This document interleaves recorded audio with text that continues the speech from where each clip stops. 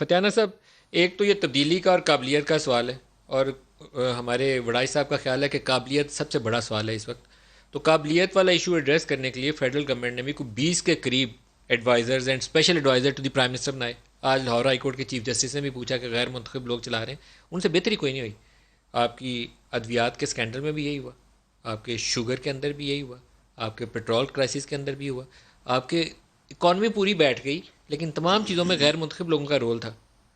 ذمہ دار کون ہے اس کا؟ ویسے جواب کون تو دے گا لوگوں کو؟ ندیم بھائی، ٹیکنوکریٹس ہر حکومت لے کر آتی ہے، دنیا کی ساری ڈیموکریسیز میں اس کی مثالیں موجود ہیں. یہ اگرچہ الگ بات ہے کہ اگر منتخب لوگوں کی تعداد زیادہ ہو اور وہ پرفارم بہتر کریں، ان کو جب عوام کو جواب دہ بھی ہوتے ہیں، تو اس سے گورننس کو اور امپروو کیا جا سکتا ہے، اس میں کوئی شک نہیں ہے.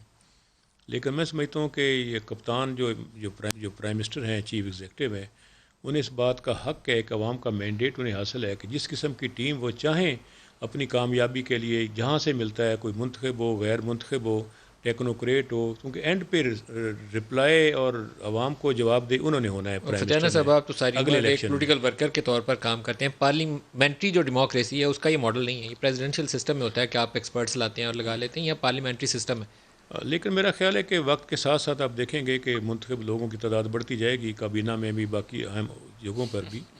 اور اسی طرح آپ بزدار صاحب کو کافی وسیع تجربہ بھی ہے، اتنے بھی نو نہیں ہے. وہ خود تحصیل ناظم رہے ہیں، اور تحصیل ناظم پہ ایک ایڈمنسٹریشن کا بڑا وسیع ایک ایکسپیرینس ان تحصیل کو حاصل ناظم ہے. سے جو 60% پنجاب ہے اس کا آپ نے ان نہیں، کو وہ چیف لیکن ایگزیکٹو یہ تو لگایا ہے. بالکل را ہینڈ نہیں کمپیریزن نا جی. اچھا نہیں ہے. یہاں تو لوگ سیدھا گھر سے نکلے ایم پی بنے اور وزیر اعلیٰ بن گئے پنجاب کے باقی صوبوں کے، تو وہ تو ایسی بات بھی نہیں. ان کے والد صاحب بھی رہے ہیں، ان کے گھر میں ماحول تو تھا نا سیاست کا، انہیں اندازہ تو ہوتا ہے نا گھر میں کیسی سیاست ہو رہی تھی.